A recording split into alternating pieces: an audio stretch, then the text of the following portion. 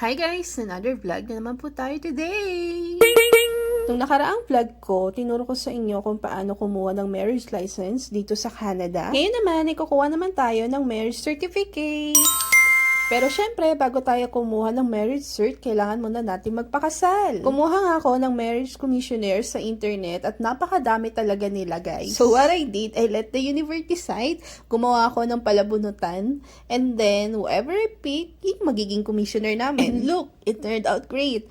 Di na namin kailangan problemahin yung venue kasi look at that place, sobrang ganda na. Plus, sobrang bait pa talaga ng commissioner. Pwede niyong gamitin yung venue na yan to celebrate after wedding, ceremony, and also if you want to rush your marriage certificate, he can also do that. Kailangan nyo rin palang maghanap ng dalawang witness sa inyong kasal dahil kailangan present din sila sa araw ng inyong kasal. Sobrang bilis nga lang ng ceremony, parang 15 to 20 minutes lang ang tinagal. The next day, after the wedding, pumunta ulit kami sa Oliver Square Registries para i-process yung aming certificate. Nagbayad nga lang kami ng $45.